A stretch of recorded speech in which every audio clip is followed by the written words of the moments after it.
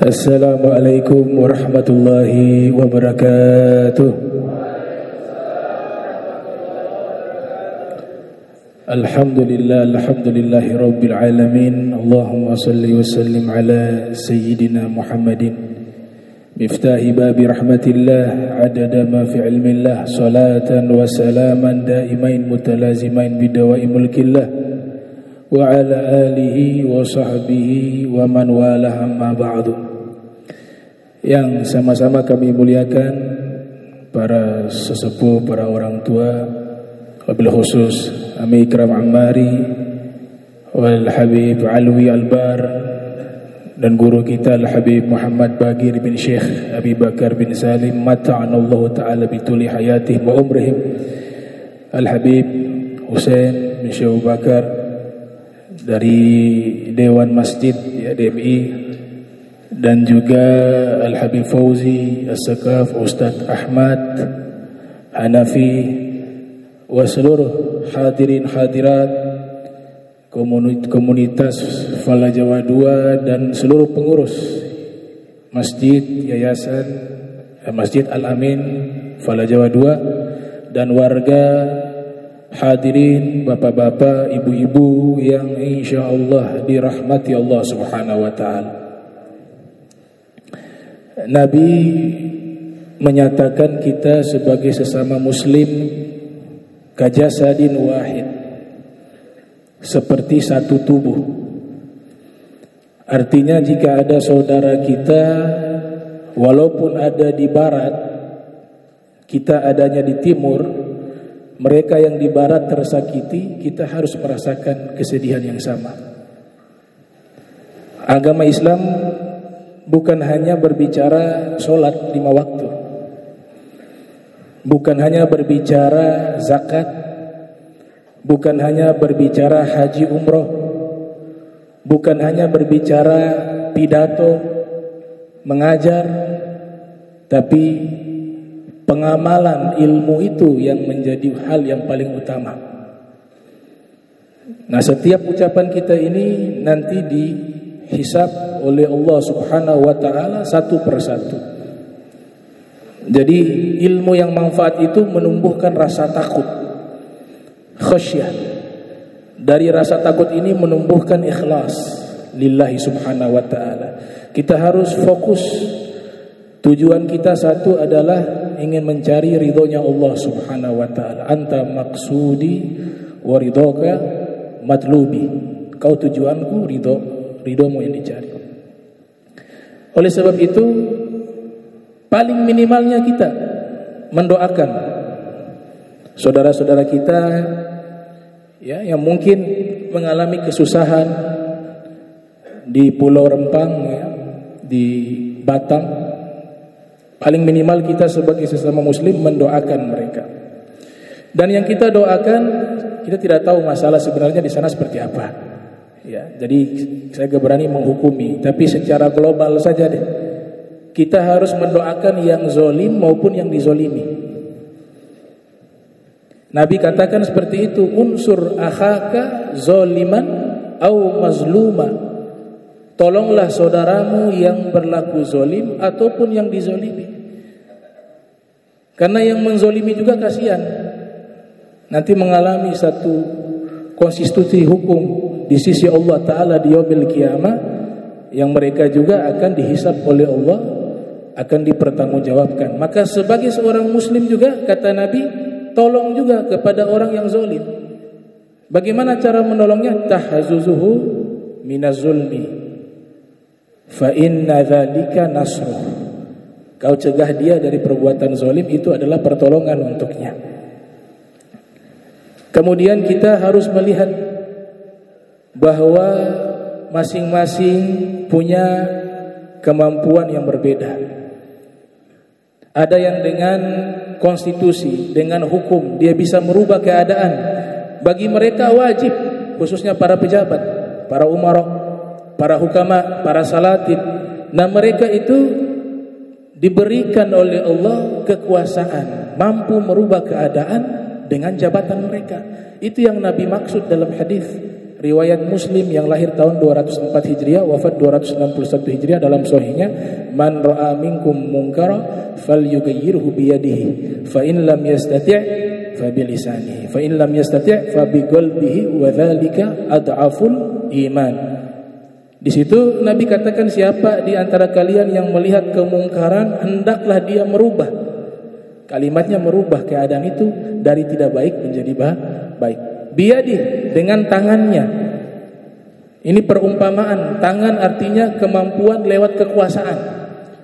Syekh Abdul Wahab Sya'rani yang lahir tahun 898 Hijriah, wafat 973 Hijriah, di dalam kitabnya Tanbihul Muqtarrin menyatakan makna merubah dengan tangan di situ adalah as-salatin wal hukama, para penguasa.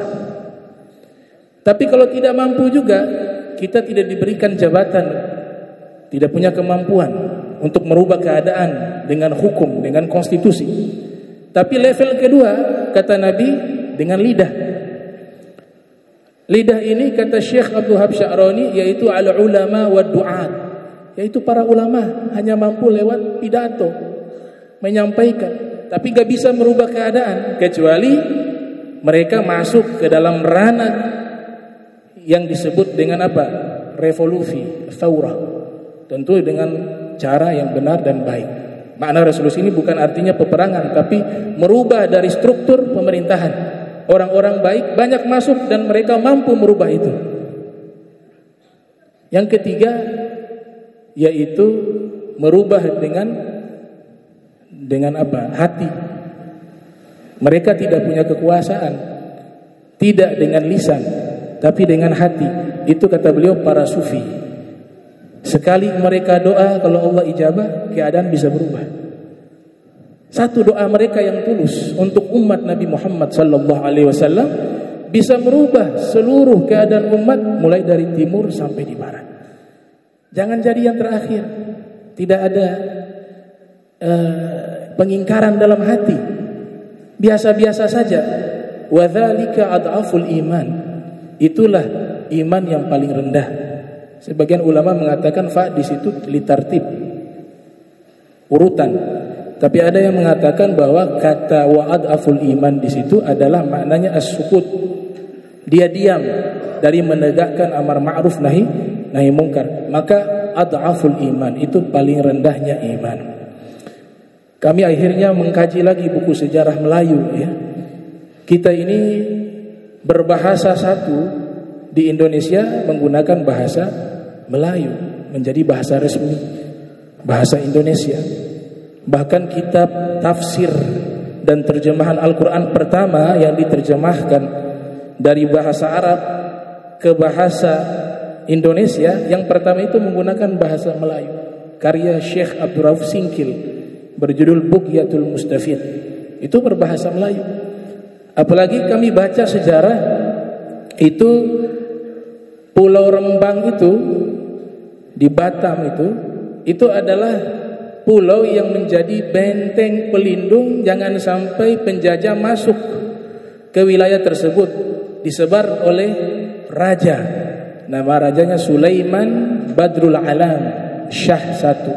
Disebar mereka di pulau-pulau yang ada di sekitar Batam itu menjadi benteng pelindung jangan sampai ada penjajah yang masuk. Mereka usir. Dan itu sudah berlangsung sangat lama. 1720 Masehi kurang lebih mereka menetap, pasukan-pasukan khusus itu menetap di tempat tersebut. Kemudian yang ada sampai saat ini adalah anak cucunya.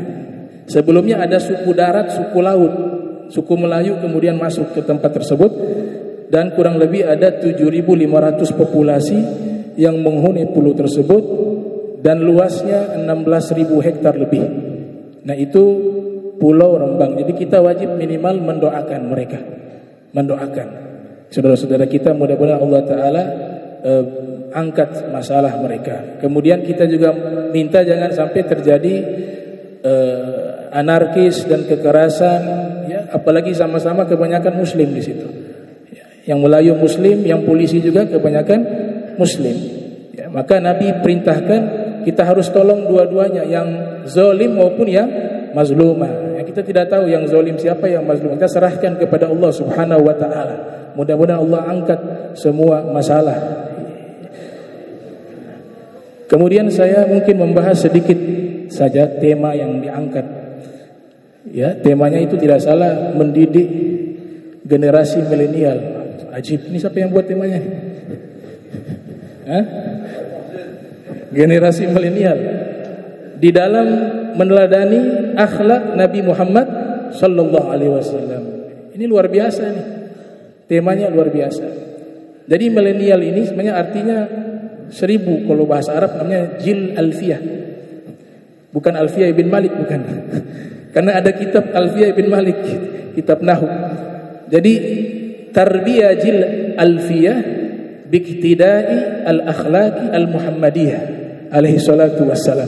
Mendidik generasi milenial dengan meneladani akhlak Nabi Muhammad sallallahu alaihi wasallam.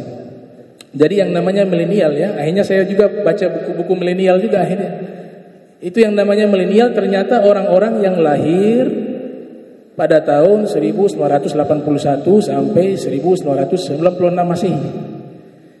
Orang-orang yang lahir di masa itu disebut milenial. Ya. Jadi yang di bawah itu tidak milenial berarti. Di bawah itu sepuh, jadi kita harus hormati. Milenial ini punya tantangan luar biasa. Nah, kalau di bawah 45 kolonial, penjajah.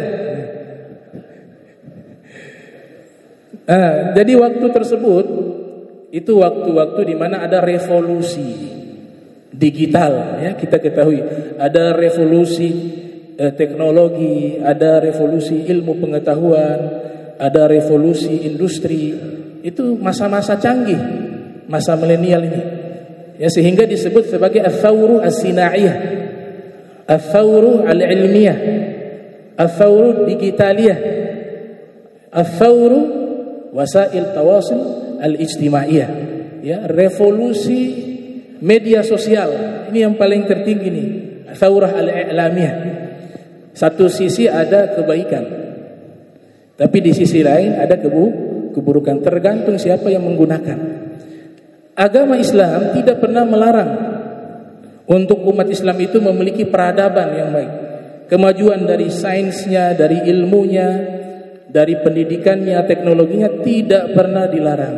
Bahkan yang dahsyat, Nabi Ibrahim itu padahal hidupnya entah berapa ribu tahun yang lalu, itu memberikan satu pernyataan, alal aqil ay yakuna 'arifan bi zamanih mustaqbilan fi sya'nih 'arifan bi rabbih.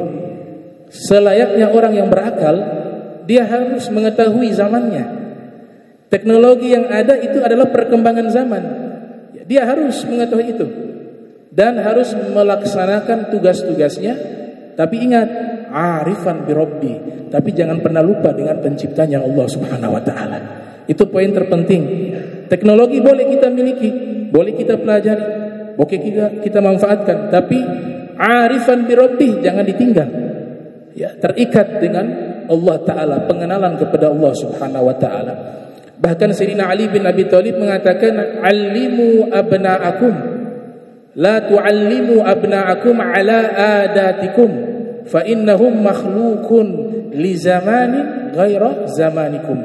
Jangan kalian wahai para orang tua mengajar anak-anak kalian sesuai zaman kalian, tapi sesuaikan dengan zaman saat ini. Kata Sayyidina Ali bin Abi Thalib, luar biasa. Karena sesungguhnya mereka hidup di zaman mereka, bukan di zaman kalian. Oleh sebab itu sesuaikan dengan zaman mereka, yaitu anak-anak tersebut. Ini yang menjadi satu undang-undang ya di Nahdlatul Ulama. Itu dikatakan al-muhafazatu 'alal qadimis shalih wal akhdhu bil jadidil aslah. Senantiasa melestarikan tradisi-tradisi lama yang baik, namun juga berinovasi untuk mengambil satu hal yang baru yang lebih baik.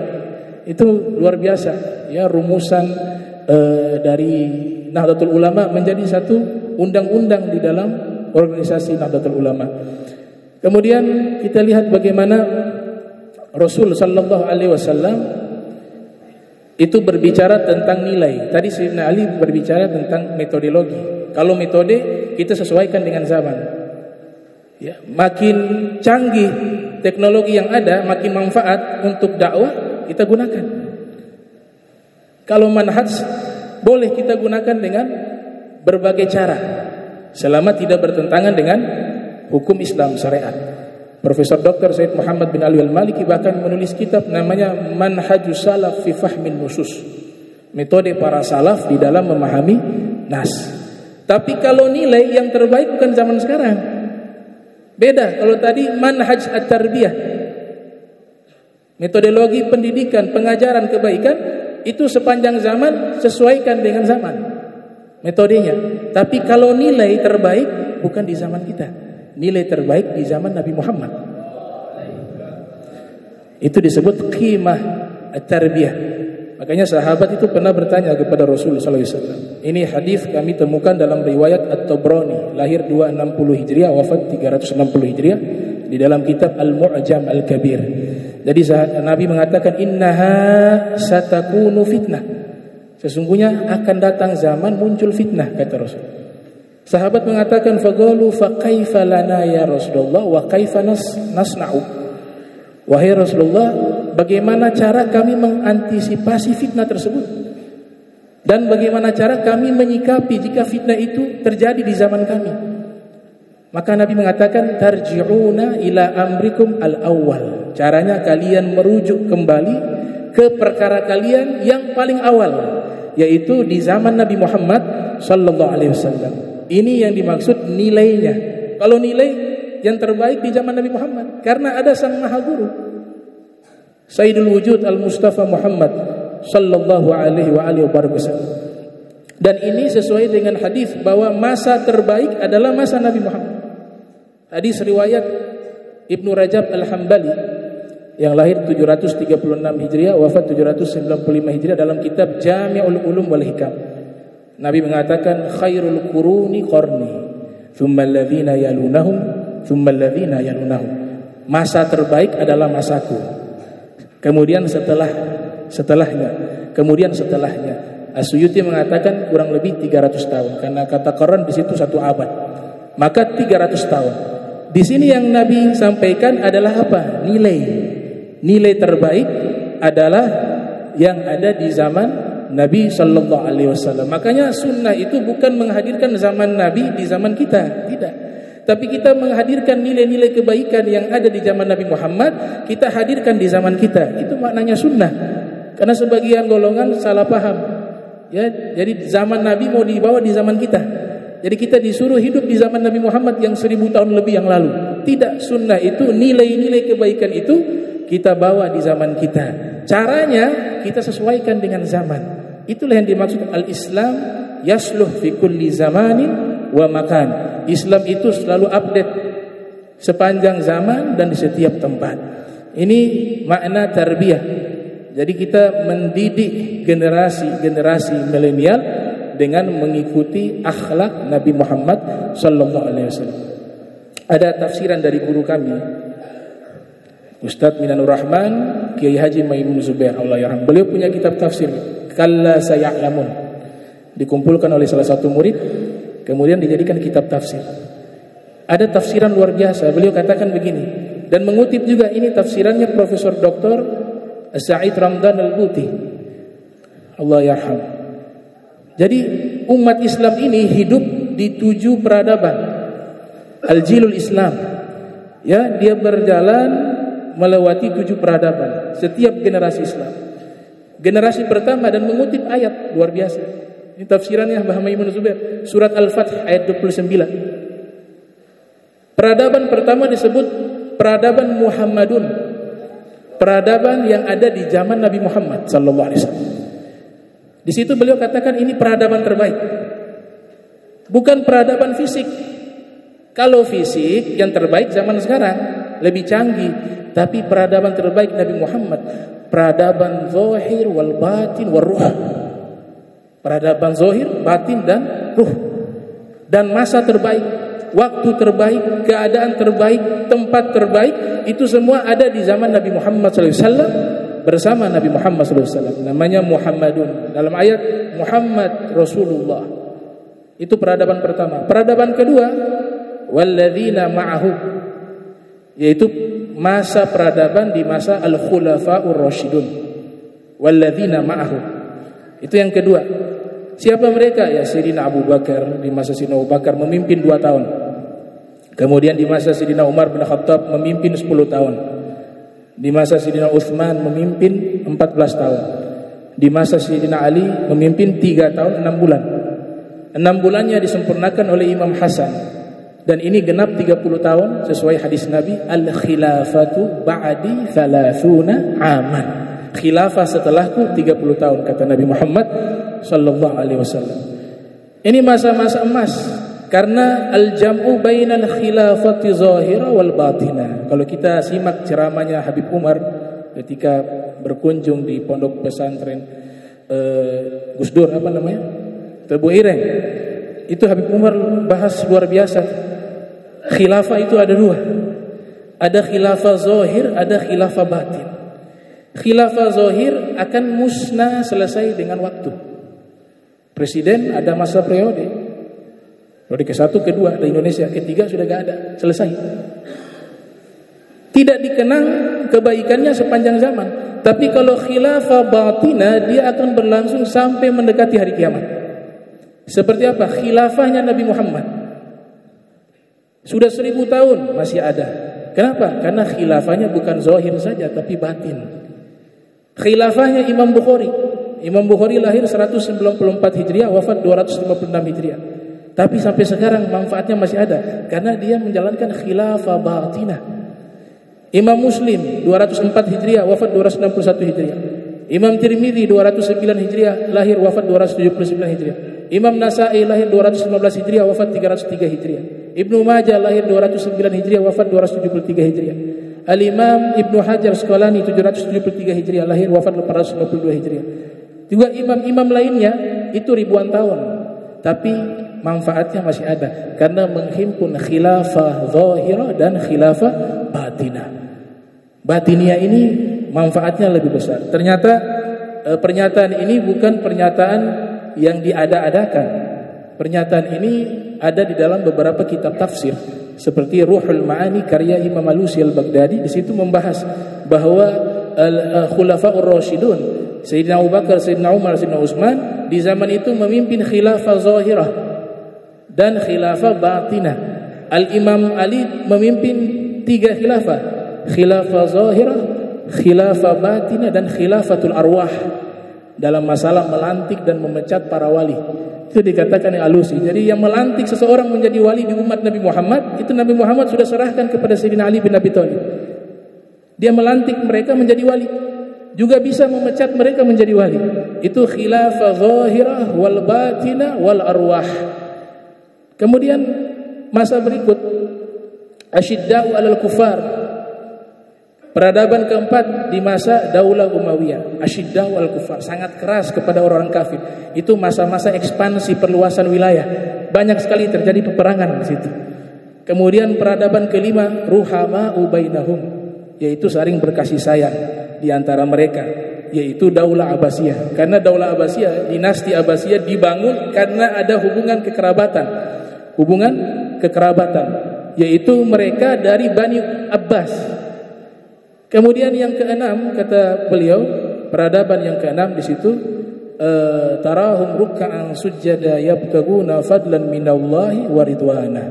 Kau melihat mereka senantiasa ruku dan sujud mencari karunia Allah dan ridhonya Allah Subhanahu wa taala.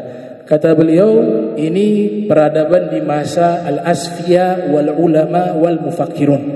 Masa peradaban dari para ulama, para sufi, dan juga para pemikir. Di situ lahir di golongan para sufi ada Imam Junaid Al-Baghdadi, ada Imam Siri Al-Sakati, ada Ma'ruf Al-Karhi, ada juga Al-Haris Al-Muhasibi, ada Imam Ali Ridho, Musa Al-Kaji, Muhammad Zawad, dan juga banyak sekali para ulama-ulama lainnya. Asy-Syibli juga ada di situ. Kemudian Imam Ghazali, Imam Haramain, Imam Juwaini, Ibnu Rusdi, Ibnu Sina, dan tokoh-tokoh ulama hadis Al-Iraqi, bin Hajar Asqalani, Al-Qastalani, Al-Bulkini, dan banyak para ulama. Mereka adalah peradaban yang keenam. Kemudian yang menarik, beliau katakan peradaban terakhir, peradaban ketujuh. Dari generasi Islam mereka akan hidup di peradaban terakhir, itu peradaban ketujuh, yaitu kazar'in akhraja syat'ah, seperti tanaman yang mengeluarkan kelopak. Kata Dr. Said Ramdan Al-Buti dan juga Kiai Haji Maimun Zubair Allah yarham, mereka mengatakan peradaban terakhir adanya di Indonesia. Kazar'in akhraja syat'ah di situ adalah negara yang menghasilkan bibit-bibit dan tanaman-tanaman dan pemeluk agama Islam terbesar di dunia. Tidak lain tidak bukan adalah Indonesia. Jadi kita berada di fase peradaban terakhir umat Islam. Karena puncaknya nanti siapa yang akan memunculkan dan mengembalikan daripada manhaj nubuwah yang ada di zaman Nabi Muhammad sallallahu alaihi wasallam, dikembalikan lagi di akhir zaman, tidak lain pemimpinnya satu, yaitu Al-Imam Mahdi alaihi salam. Ini beberapa fase yang akan kita lewati. Dan terakhir saya tutup, ada tafsiran menarik Imam Baghawi ketika menafsirkan ayat ini. Beliau mengatakan bahwa ini adalah sosok pribadi 4 orang di surat Al-Fatih ayat 29. Beliau ini Imam Al-Baghawi ini lahir 433 Hijriah, wafat 510 Hijriah. Di mana beliau mengatakan Muhammad Rasulullah, di situ dimaksud adalah Nabi Muhammad SAW. Walladzina ma'ahu, yaitu Sayyidina Abu Bakar. Ya, thaniyal itsnain idhuma fil ghar. Kemudian asyidda'u 'alal kuffar, tegas kepada orang kafir, Sayyidina Umar bin Khattab. Ruhama'u bainahum, sangat kasih sayang di antara mereka, Sayyidina Utsman bin Affan.